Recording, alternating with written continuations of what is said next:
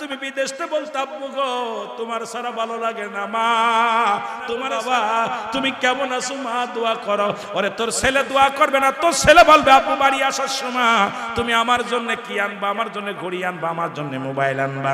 মেয়ে বলবে বাবা গো তুমি বাড়ি আসার সময় আমার জন্য। তোমার মা তোমার বাবা বলবে বাবা রে ভালো মতো দেখে শুনে খানা খাস, আসার সময় দেখে শুনে আসিস, আল্লাহ যেন সহি সালামতে তোরে আমার বুকে ফিরিয়ে দেয়। জোরে জোরে চিল্লায় বলেন ঠিক কিনা। পৃথিবীর মধ্যে মা বাবার মতো নিয়ামত পৃথিবীর মধ্যে আর কেউ নাই। এদের সামনে আসতেছে মহাপবিত্র মায়ের রমজান মাস। মায়ের রাতের সেহরি যারা খাইতাম, মায়ের রাত ইফতার যারা খাইতাম, মায়ের ডাক শুনিয়া যারা ঘুম থেকে উঠতাম, আজকে যারা বাবার হাত ধরে আমরা তারাবির নামাজ আদায় করতে যাইতাম, যারা বাবার হাত ধরে ঈদের মুসলমান রোজার শেষে ঈদের ময়দানে যাইতাম, ও আমার বাদানেরা শোনো, নবীজি বললেন সাহাবীরা রে তোমরা কেউ কি কবুল হজের সব পাইতে চাও? সাহাবীরা বলে হুজুর এটা কে বা না চায়? নবী বলেন সাহাবীরা রে তোমাদের পৃথিবীর মধ্যে যাদের পিতা মাতা জিন্দা, শুধু বাড়িতে সালাম দিবা আসসালামু আলাইকুম মা, আসসালামু আলাইকুম বাবা, তোমার আমল নামায় একটা কবুল হজের সব লেখা হয়ে যাবে। জোরে জোরে চিল্লায় বলা যাবে না মারহাবা। শুধু বাড়ি যা সালাম দিবেন আসসালামু আলাইকুম মা, আসসালামু আলাইকুম বাবা, তোমার আমল নামায় একটা কবুল হজের সব লেখা হয়ে যাবে। অথচ দিনের ভিতরে 70 বার প্রেমিকারে সালাম দাও।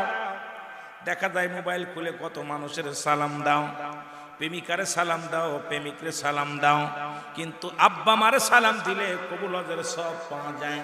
এই কাজটা কে কে করেছেন একটু হাত দুখানা তুলে দেখান যে আমরা আব্বা মারে সালাম দিই, প্রতিদিন ঘুম থেকে উঠে আব্বারে সালাম দিই, বাড়ি যায় মা বাবারে সালাম দিই, আব্বার সামনে পইলে আব্বারে সালাম দিই, মার সামনে পাইলে মারে সালাম দিই। মুসলমান শুনে নাও, শুনে নাও, এই পিতামাতার কথা বলতে গেলে অনেকটা লেগে যাবে, সময় লাগবে।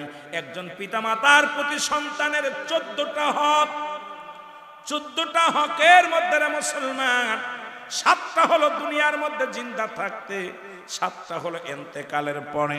এই 14টা হক আদায় করতে হবে। আপনি সন্তান হয়েছেন, আব্বা মার হক আদায় করা লাগবে। 14টা হলো দুনিয়ার মধ্যে জিন্দা থাকতে, আর 7টা হলো দুনিয়ার মধ্যে জিন্দা থাকতে, 7টা হলো দুনিয়া থেকে বিদায়ের পরে।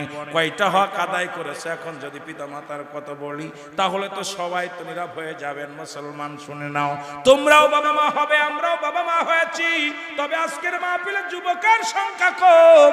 এ যুবক আমি তোদের বলে যাই, সকাল পর্যন্ত বাঁচবি এমন কোনো গ্যারান্টি নয়। এই জন্য একটু আগে একটা কথা বলেছিলাম, ও মুসলমান তুমি কেমন করে ঘুমাও মানুষ, তুমি কেমন করে ঘুমাও মানুষ, হজর করে কাজা এমন তো হতে পারে জোহরে জানাজা, তোমার এমন তো হতে পারে জোহরে জানাজা। যারা বলেন ঠিক কিনা? তুমি কেমন করে গরো মানুষ, তুমি কেমন করে গরো মানুষ, জোহর করে কাজা এমন তো হতে পারে আসরে জানাজা, হায়রে এমন তো হতে পারে আসরে জানাজা। যারা বলেন ঠিক কিনা? এত বুড়া ঘুরতে চাল্লা, বুড়া হয়ে মৃত্যুবরণ করবা কেউ বলতে পারি না। এর বুড়া হইয়া দুনিয়া থেকে বিদায় নিবি এমন কোন গ্যারান্টি দিতে পারবি না রে যুবক। এই দুনিয়া থেকে বিদায় হয়ে যেতে হবে, মরণের পেয়ালা পান করতে হবে। আল্লাহ নবীর সামনে থেকে সাহাবীরা, ও মুসলমান, গুটি গুটি পায়ে তারা সরে গেলেন, নবীর পাশ থেকে সরে গেলেন, চোখ দিয়া দরদর করে পানি ঝরে। আমার নবীও কান্দে, সাহাবীরাও কান্দে। আমার আল্লাহ বলে জিবরিল রে, আমার হাবিবের চোখে পানি আমি সইতে পারি না। আমার হাবিব কান্দে, আমার নবী কান্দে, আমার নবীর কান্না আমি সইতে পারি না, দূরে যাও। আমার নবীর কাছে আসলেন, আরে আল্লাহ রাব্বুল আলামিন ডাক দিয়ে যা বলেছে, জিবরিল আমিন বলে নবী গো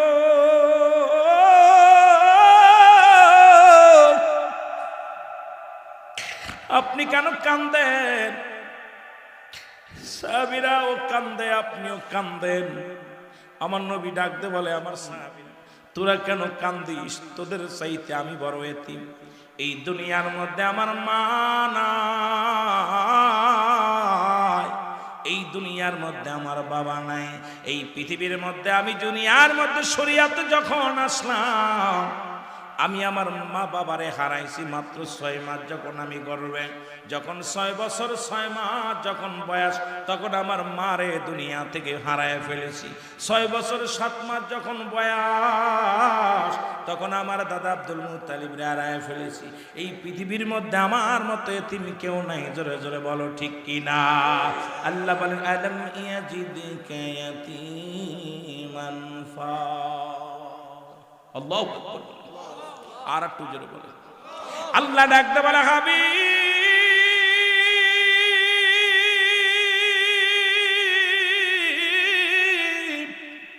আমি আপনার এই দুনিয়ার মধ্যে এতিম বানাইলাম রে, এমন এতিম পৃথিবীর মধ্যে আর কেউ নাই। আমার নবীজি কান্দে, সাহাবীরা বলে, আল্লাহর নবী গো এই ওয়াজটা যদি আরো কিছুদিন আগে শুনতে পারতাম। 1 মাস আগে আমার বাবারে হারাইছি, 1 বছর আগে আব্বারে হারাইছি, 6 মাস আগে আমার মারে হারাইছি। এমন বড় নিয়ামত থেকে আমরা বঞ্চিত হয়ে গেলাম। আমার আল্লাহ ডাক দিয়ে কয়, হাবিব রে যাদের আব্বা নাই, যাদের মা নাই, ওদের জন্য আপনি শুভ সংবাদ শোনায়া দেন। আজকে যেমন যারা জীবিত আছে বাড়ি যে সালাম দিলে কবুল হজের সব লেখা হয়ে যাবে, ওই রকম যাদের আব্বা নাই, তাদের মা নাই, ওরা যেন তাদের বাবা মার জন্য দোয়া করে, রব্বির হামহুমা কামা রব্বায়ানি সগীরা। জোরে জোরে চিল্লায় বলেন, রব্বির হামহুমা কামা রব্বায়ানি সগীরা। জোরে জোরে চিল্লায় বল আল্লাহু আকবার। এরে আল্লাহ রাব্বুল আলামিন ডাক দে বলে, হাবিব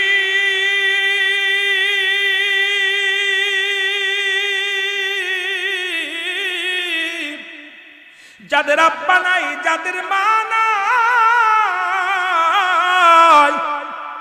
আপনি তাদেরকে জানা দেন, তারা যেন এমনি ডাকে, আমার আল্লাহ, এ আমার রব, এ আমার প্রতিপালক, আমার আল্লাহ, আমার পিতা মাতার সগীরা গুনাহ মাফ করে দাও, কবিরা গুনাহ মাফ করে দাও, জানা গুনাহ মাফ করে দাও, জানা গুনাহগুলো মাফ করে দাও।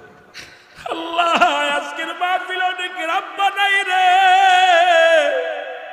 অনেকের মা নাই, চিরবিদায় হয়ে গেছে। আল্লাহ আল্লাহ আমাদের আব্বা মার কবরখানা তুমি জান্নাতের বাগান বানায় দিও। আল্লাহ আল্লাহ তুমি আমাদের মা বাবারে তুমি ক্ষমা করে দিও গো আল্লাহ।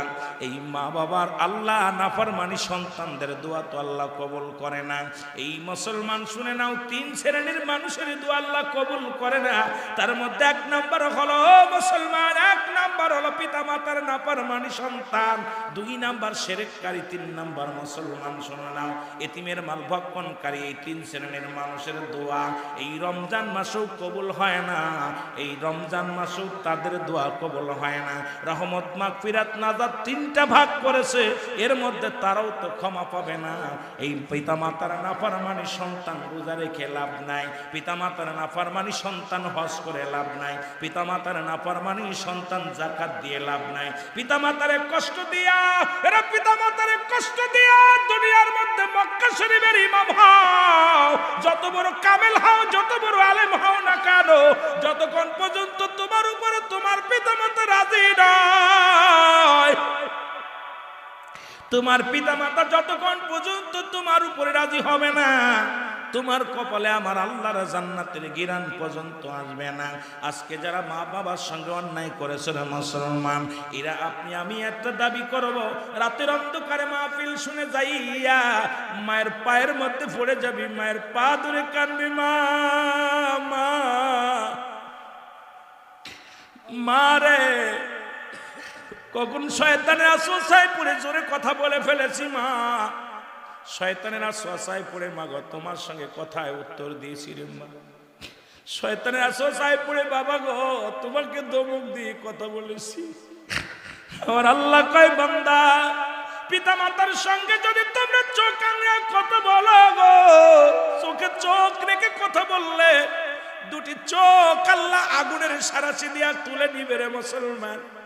আজকে অধিকাংশ পিতা মাতার হাতে, সন্তানের হাতে পিতা মাতা মার খায়। ও মুসলমান, ফেসবুক খুললে দেখা যায় মুরব্বী মাকে মেরে ঘর থেকে বাইর করে দেয়। ফেসবুক খুললে দেখতে পারি ও মুসলমান, সন্তানের হাতে বাবা মা নির্যাতিত হইয়া কোথায় বৃদ্ধাশ্রমে জায়গা নিছে।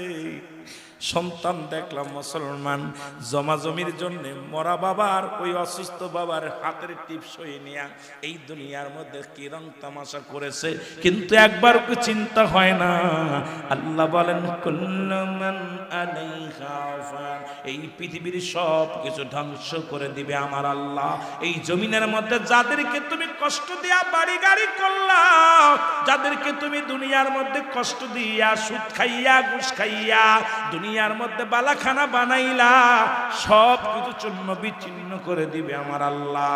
কিচ্ছু বলতে কিচ্ছু রাখবে না, যেহেতু আমার আল্লাহ। কিসের জন্য? সম্পদের জন্য বাবা মায়ের কষ্ট দাও, কিসের জন্য? সম্পদের জন্য ঘুষ খাও, কিসের জন্য? সম্পদের জন্য তুমি সুদ খাও।